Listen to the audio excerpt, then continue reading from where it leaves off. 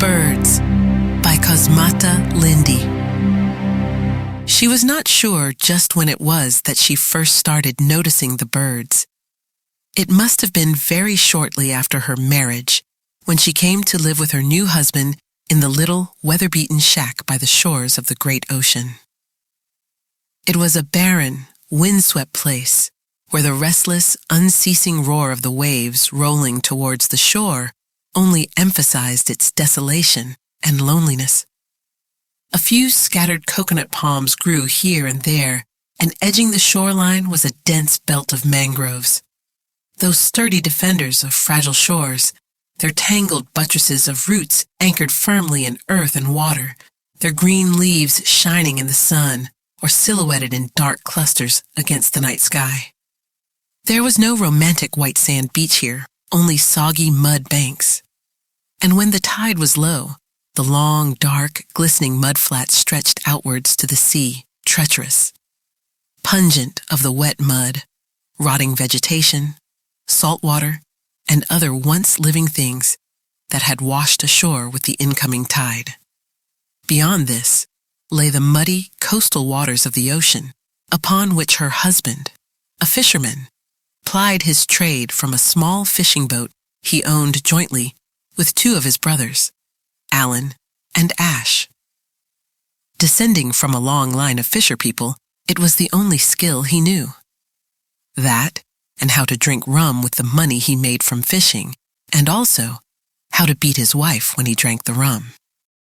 She was just 14 years old when her father married her off to the man she now called her husband. Poor and almost illiterate, coming from a long line of poor and increasingly illiterate people, it seemed her destiny was to continue the family tradition of poverty and illiteracy on to an indefinite end. Her family must have been glad to get rid of her, since 14 was, for a girl child in those parts, considered a ripe age for either marriage or the potential to bring trouble home to her parents. With this concern ever before his eyes, transferring the burden of the upkeep of his daughter and any future problems she might be inclined to bring into the family to another man was the only reasonable solution open to her father. Her father had met his future son-in-law by chance one day, during one of frequent excursions to a rum shop in the village. The man had come from the coast with his brothers to sell off a fair catch of fish to the fish vendors at the market there. And later that afternoon, with the fish sold and money in his pocket, he was overcome by a burning thirst that he was powerless to deny. He made a quick stop at the nearest establishment to refresh himself and cool his throat. A quick stop that ended up lasting 2 nights and a day, long after his brothers had left him and returned to the sea. The father ran into him on the second night of his stay.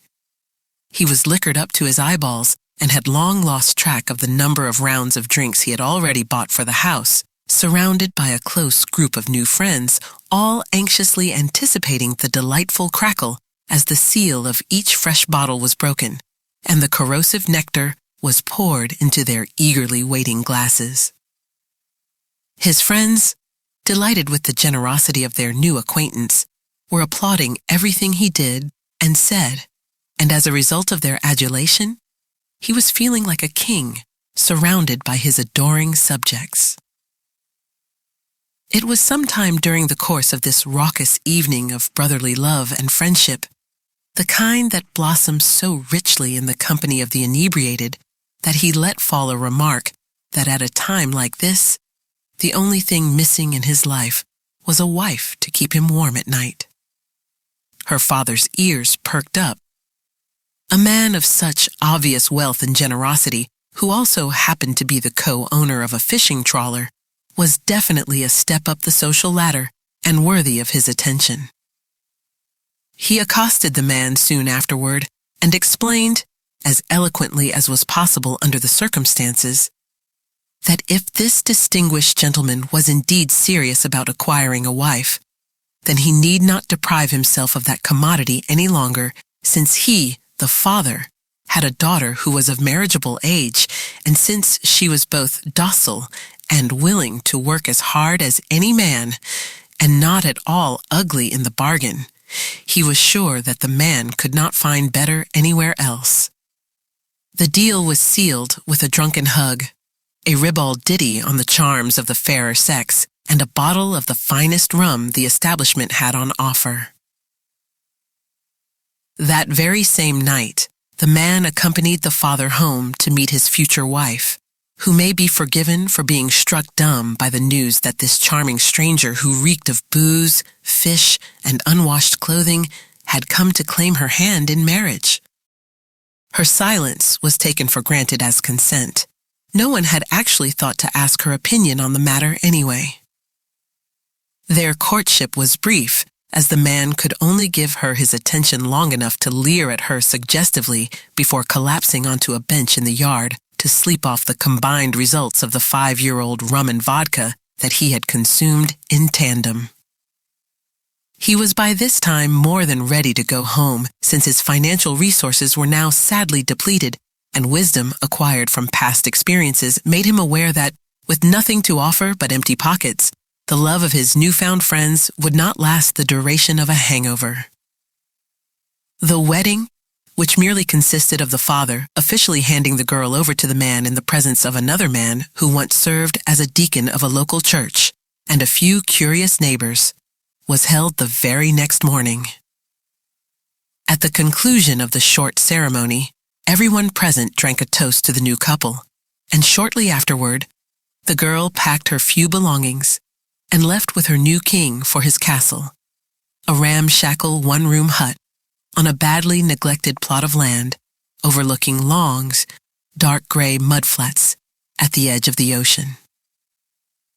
She had felt a stirring of excitement when she first arrived, and since she had never known what comfort or style meant, was not at all put off by the condition of the place. Her expectations were not high, but at least she felt a hope that here, if she applied herself industriously, was an opportunity for a better and more independent life than the one she had known at home. Alas, for great expectations. All hopes she might have had were dashed after her wedding night. Her husband had disappeared soon after dropping her off at the shack, and did not return home until well after dark, drunk as a lord. She had tried to put together a dinner of sorts from the odds and ends she found in the lean-to kitchen. He hadn't bothered to check if she needed anything before leaving. And he had sworn furiously at her over the poor quality of the meal she had placed before him, and struck her a stinging blow to the face for falling short in this wifely function. Later, he had taken her in bed with the selfish brutality of a man who did not consider a woman as a being with feelings, and afterwards, rolling away from her torn and bleeding body, muttered something about, "You better go outside and clean yourself up, gal," before promptly falling asleep. She washed the blood away with rank, cold water taken from a weather-beaten plastic bucket that stood by the back door.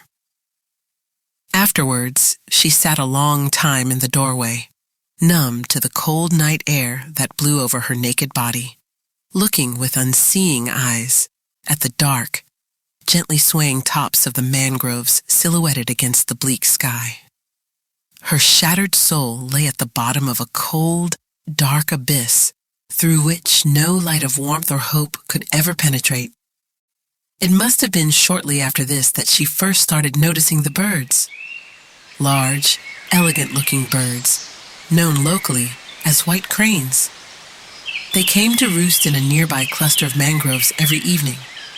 In flocks they came, scores of them filling the evening sky, wheeling in at dusk and alighting on the tops of the mangroves, balancing on long, thin legs like graceful dancers. Ghostly white, silently aloof, otherworldly in their solemn perch.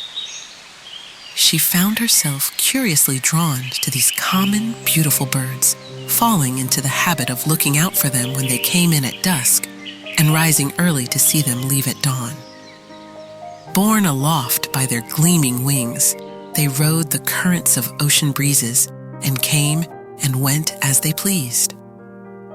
She watched them as they came and went day after day, and a deep and painful longing began to take root in her heart. Although it was unidentifiable at first, she gradually came to realize that due to the awful reality of her life, she had begun to mentally withdraw herself. Deep within her spirit, she had started connecting with the birds, and a fierce longing to be free and weightless like them, to rise up into the air and soar away to some distant place, began to slowly consume her. She also began talking to them whenever she was alone in the evenings, which was more often than not, pouring out her heart and misery, convincing herself that they listened and sympathized with her. Weeks that grew into months passed in this way, and with each day, as her spiritual affinity to the birds grew more powerful, she began to imagine that her body had become an earth-bound prison, a dark, iron-barred cage within which her soul fluttered and thrashed, desperate for a way out. One evening, observing them from the window, it suddenly struck her that the birds seemed to always face her direction when they came into roost. She was not sure if it had always been that way or if it was something they had recently started doing. But whenever they settled in on their perches on the swaying mangroves, their heads were turned in the direction of her shack. "They are watching me," she thought. "Can they hear what I think, what I feel? Do they know how I love them? How I envy them?" She stared straight at them and willed them to hear her thoughts. She felt their combined gaze, like a ray of heat, envelope her. A whisper of hopelessness formed on her lips. "Take me with you. Take me with you. Take me with you." The birds continued to burn her with their unwavering stares. She moved away from the window and the strong, silent gaze of the birds. Tacked to the wall of the shack was part of a mirror that had once upon a time adorned a fancy vanity or wardrobe. It was made of thick glass, and when it was whole, it must have been of a very good and expensive quality. But now, all that was left was a fragment just large enough for the viewer to see most of his or her face when looking into it. Her husband used it on the rare occasions that he shaved. She rarely looked into it. Since she never went anywhere, there was no need to concern herself with her appearance, and she was afraid of what her husband might think if he ever saw her fixing her hair or examining her face in a looking glass. He had already assured her that he would soon fix her face for her, if she ever got any fancy ideas about it. She usually had little inclination to want to look into the mirror anyway. She did not want to see the desperate, hopeless eyes of a lost girl gazing back at her from the fragment of looking glass. But now she found herself turning to the piece of mirror to take a frank assessment of herself. What did she really look like? Was she pretty? She did not think so. Her skin was copper-colored from the stamp of her race and the unrelenting sun she spent so much of her day toiling in, helping her husband with his work and her own. Her hair was long and thick and black as the night, but it was usually kept out of sight in a tightly wound bun at the back of her head. Now she unbound it, and it fell heavily about her shoulders as she ran her fingers through it. Her eyes were deep brown and almond-shaped, set above high, prominent cheekbones. Her eyebrows were finely marked, ebony wings slanting up across her forehead with just a few stray hairs on the plane between her brows. Her nose was small and straight, with slightly flaring nostrils. She could never comprehend or acknowledge her own beauty, for she had been taught from childhood that she had no value and believed it wholeheartedly. She turned away and gazed out the window again. The birds seemed to be watching her even more intently, and air around her thickened imperceptibly. Something silent and unseen was pulling her forward, and her desire to go to them suddenly became overwhelming. Trance-like, she moved towards the doorway, stepping down the 3 half-rotted wooden steps that led from the house to the yard that she tried, in her spare time, to weed and keep as clean as it was possible. There had been many days of sun, and the hard, baked earth was veined with tiny cracks and larger fissures around her bare feet, while the persistent weeds and scraggy grass were yellowish and brittle. She made her way down the narrow track, made a gap through the mangroves that led down the seashore to the small jetty where the fishing boat was usually moored after a trip. The birds seemed very close to her now. Perched at the tops of their trees, they were staring straight down at her, and there was a curious feeling that the physical planes of distance between her and them were evaporating. She could clearly see their amber eyes looking right into her own. She stopped. She could go no further. She stretched her arms up to them. "Free me!" The hoarse whisper ripped from her throat, and sudden tears welled in her eyes and trickled down her cheeks. "Please, please take me with you!"